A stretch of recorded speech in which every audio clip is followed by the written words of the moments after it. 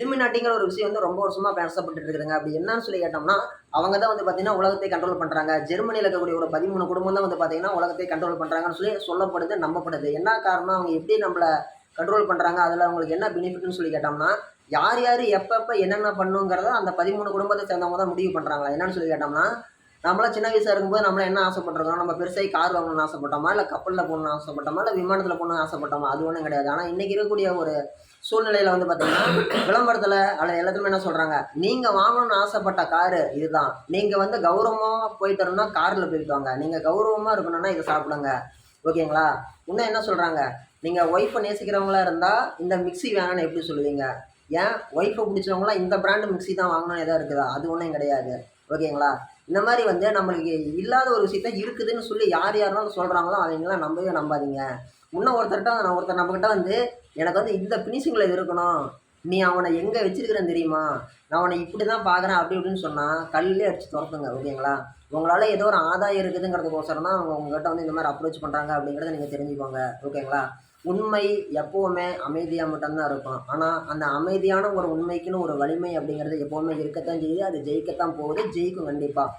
ஓகேங்களா? என்னன்னு சொல்லி கேட்டோம்னா, அந்த இலுமினாட்டிங்கக்கூடிய அந்த ஒரு குடும்பம் வந்து பார்த்தீங்கன்னா, அவங்க தான் வந்து பார்த்தீங்கன்னா, பெரும்பான்மையான அனைத்து நிறுவனங்கள்லயுமே ஒரு பங்குன்றத வச்சிருக்கிறாங்க. அதாவது மெடிக்கல் மாஃபியா அப்படிங்கிறது அவங்க கிட்ட தான் இருக்குது. அது மட்டும் இல்லாம, இன்னும் சொல்ல போனோம்னா, எத்தனையோ மாஃபியாக்கெல்லாம் வந்து அவங்க கிட்ட தான் இருக்குது. உலகத்துல யாரு, எந்த நாட்டுல யாரு பிரதமர் ஆகணுங்கிறதுல மொதற்கொண்டு, எங்க, எப்ப என்ன நடக்கணும், எப்ப ஃப்ளைட் டிக்கெட் ஏத்தணும், எப்ப என்ன பண்ணணுங்கிறத அவங்க தான் முடிவு பண்றாங்க.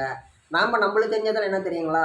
நம்மள பொறுத்தவரைக்கும் எல்லாமே வந்து பார்த்தீங்கன்னா, நம்மளுடைய டார்கெட் இவ்வளவு, மாச சம்பளம் இவ்வளவு, இத வாங்குறோம், இத கொண்டு போறோம். ஓகேங்களா?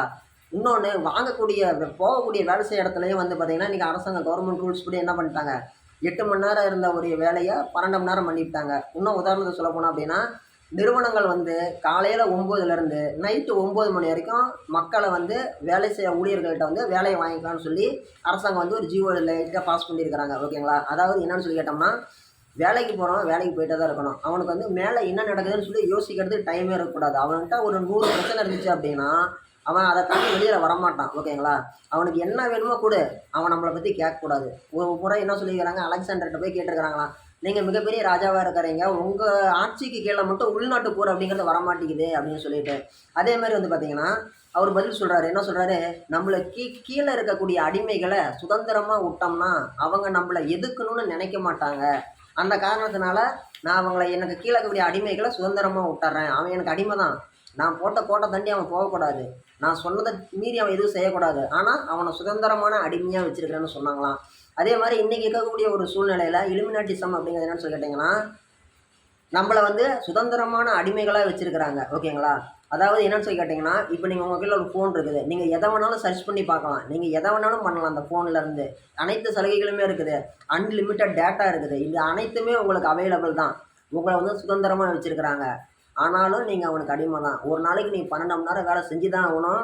அவன் நிர்ணயிக்கக்கூடிய ஒரு பொருளோட விலைய நீ குடுத்து தான் ஆகணும். உனக்கு ஒரு நாளைக்கு நீ ரூ. 500 சம்பாதிக்கிறன்னா, அவனுக்கே நீ ஒரு ரூ. 400 குடுத்துட்டு மீதி ரூ. 100 தான் வச்சிருக்கணும். அந்த மீதி இருக்கக்கூடிய ரூ. 100யும் சாப்பிட்டு ஏதோ உடம்பு கிடம்பு கெட்டு போச்சுன்னா, அவன் ஆஸ்பத்திரியில தான் கொண்டு போய் குடுக்கணும். இந்த மாரி ஒரு முடிவு பண்ணி சிஸ்டமேட்டிக்கா எல்லாத்தையும் மூவ் பண்றது தான் வந்து பார்த்தீங்கன்னா, இலுமினாட்டிகள். நாம எல்லாம் நெனைக்கிறோம், இங்க நம்ம சேலத்துல ஏதோ ஒரு பொருள் விளையாடுறதுக்கு இலுமினாட்டிக்கு என்னப்பா சம்மந்தம்ன்ட்டு. ஆமா உண்மதான். அங்க செய்யக்கூடிய அதனுடைய ரிஃப்ளெக்ஷன் அப்படிங்கிறது தான் இங்க இருக்குது. எப்படி பௌர்ணமில நிலாவுடைய உந்து விசையின் காரணமா கடல்ல சீற்றம் ஏற்படுது.